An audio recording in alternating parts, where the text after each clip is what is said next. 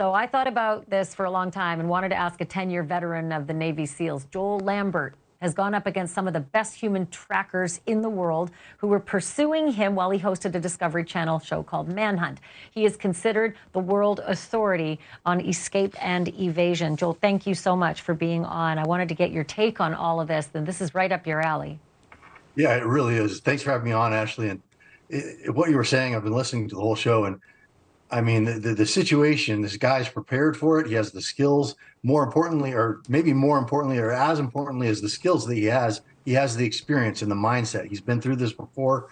That area that he's in is rich with, it's target-rich environment. There's tons of water. There's tons of food, farmland, backyard gardens. Obviously, these houses that he can break into and find canned food, dry food, things like that. It's really, this guy, I think, could survive as long as he wants to in this environment. It's a matter of time, though, because so many people are on this manhunt. And like you pointed out earlier, there's so many factors involved: Ring doorbell cameras, trail cams, people checking on their houses, realizing this is going on and asking neighbors to drive by. There's just too much attention on the area. The guy's only chance, in my opinion, is to break the police line, get on the other side, and get out of the area of search. And hopefully these guys are too professional and they've got it locked down. Yeah, really. Let's hope that. Okay, when we talked last at length, we were on the hunt for Brian Laundrie because he was somewhere out there. Turned out he was dead, but they were tracking Brian Laundrie. And you said something so interesting. I wanted to bring it back to our audience tonight. You told us about the rule of threes when you're on a manhunt. What is it and what does it mean? Well, the rule of threes is an old survival adage. And what it says is you can survive, or we can survive as humans. We can survive 3 hours without shelter, 3 days without water, and 3 weeks without food. And the whole point of having that is that prioritizes your energy expenditures in a survival situation or an escape and evasion situation like this that has a large survival component to it. So when you are making your choices as to what you're going to spend your time and your energy on, you first take into account shelter.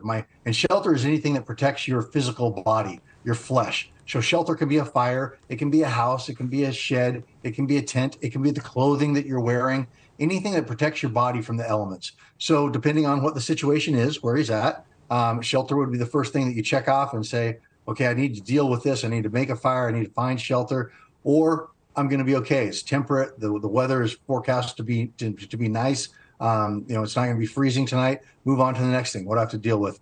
Water. Water is the next thing. And these are things, and there are other aspects to that. Those are 3 aspects of survival: shelter, food, and water. But also there's navigation, signaling, things like that. And so these are all things that you factor into an order of importance to survive before you accomplish whatever goals you have. Well, and then we just put them up on the screen, so I'm just going to let our audience know what it was.